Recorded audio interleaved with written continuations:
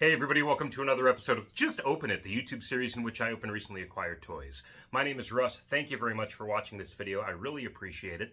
If you're a fellow action figure collector or a fan of pop culture in general, please consider subscribing to my channel, Karaoke Fanboy TV. Between now and June, when the new Masters of the Universe movie opens, I will be opening a He-Man toy that I've acquired over the last few years.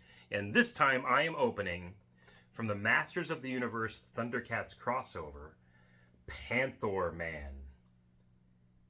This is Skeletor's cat Panthor as a man.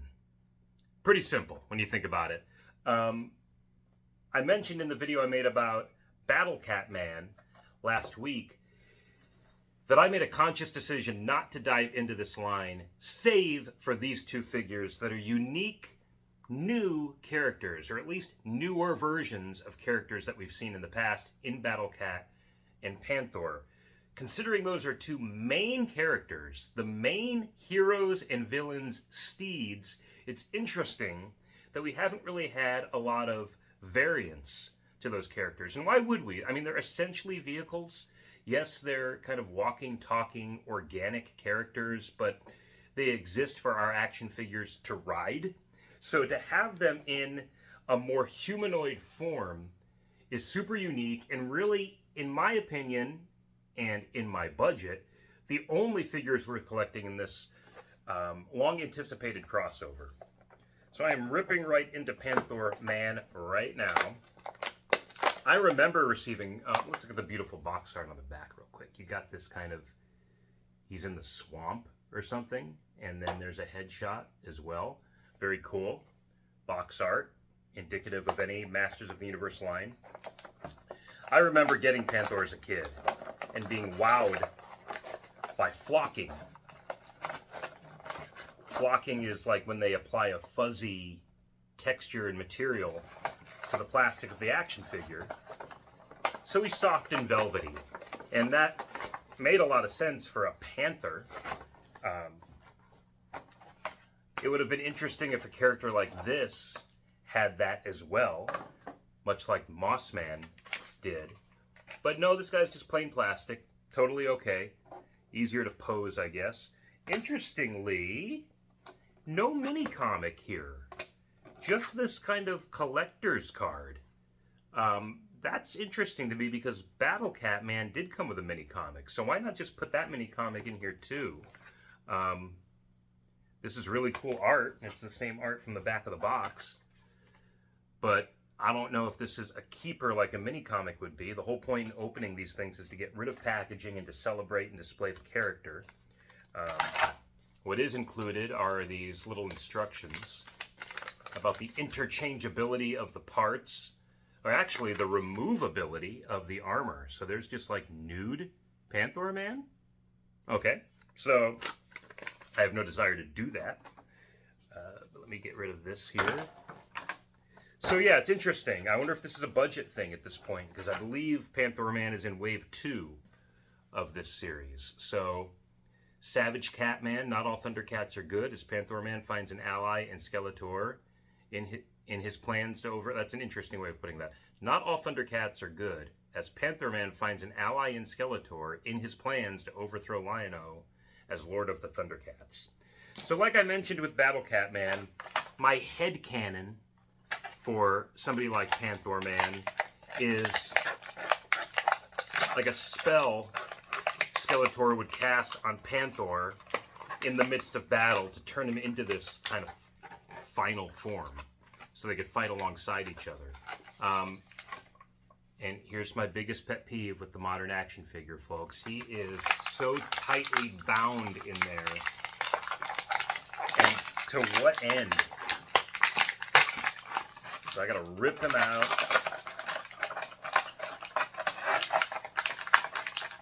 I open these with the mentality, as I say often, that I'm a child that just wants to get this guy out of the box and play with him. I'm not here with scissors or an X-Acto knife to cut these off. I'm a kid, my parents bought me this figure, and I want to get him out and play with him.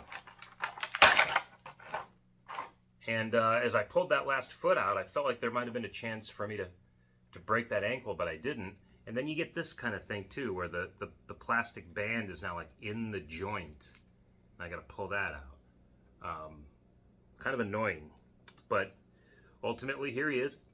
A dense figure. Heavy plastic on this guy.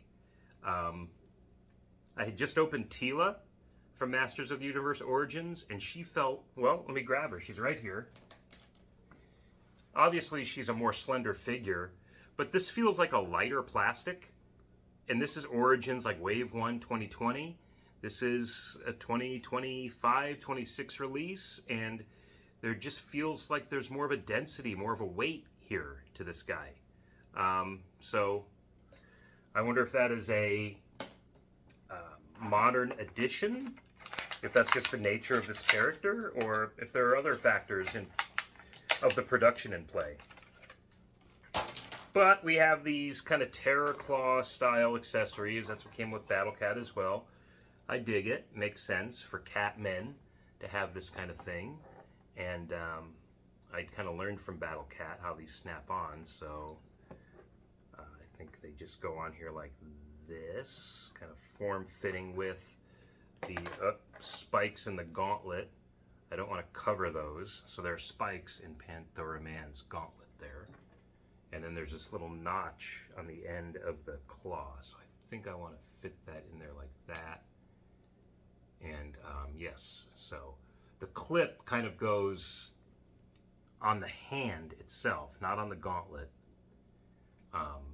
And that is the most stable way for those to rest on his hands. So doing that on this side as well kind of completes the look. I see no reason to have these removed for display. These are pretty cool. When you include something like this with enough characters, though, it does kind of take the wind out of Terror Claw's Skeletor. There's not as much terror there if everybody has these claws. But, boy, what a cool looking figure. That purple and metallic, what is that, like a pine green? That combination really pops. You have this old school Skeletor bat on his harness. The helmet is removable, so there is Panthor-Man's just head. But I like the fact that you have this ThunderCats style helmet as well. Panthor-Man and Battle Cat Man are truly the best of this crossover, and they represent its potential. This is as far as it could have gone for me. Like, do we need more He-Man and Lion-O characters, or Skeletor, Mum-Ra, or could they have just presented this as kind of, these two characters are ambassadors between the two beloved lines?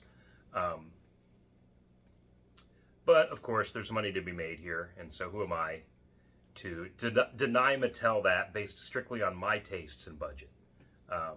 Go for it, guys, because I know people were loving this line. If more waves are going to come out, who knows with the upcoming Masters of the Universe movie, if everything is going to get eclipsed by the marketing of that. But I'm so glad these two figures came out before that potential cancellation or pause. No pun intended, pause. Because, yeah, again, these are ultimate forms of these characters for me. Almost a final evolution of what Battle Cat and Panthor-Man, Battle Cat and Panthor could become. Battle Cat Man and Panthor-Man, respectively. To finally attain some sort of humanoid equality with the warriors they've been fighting alongside for the last 40 years or however long it's been. Very cool. Big fan of these figures. Certainly glad I have them. And again, this is as far as I go with the Masters of the Universe meets ThunderCats action figure series, because I don't think it'll get any better. If you've enjoyed this commentary in any way, please follow me on Instagram at AmazingAZComics. I do self-publish my own mini comics here in Phoenix, Arizona. I'm a self-publishing cartoonist. And again, that's AmazingAZComics on Instagram, where I do post more about the comics and zines that I make and the comics and toys that I love. Until next time, when I grab another unopened Masters of the Universe toy from the pile, the growing pile here in my living room, and I tell myself, you know what? Just open it. I'll catch you next time.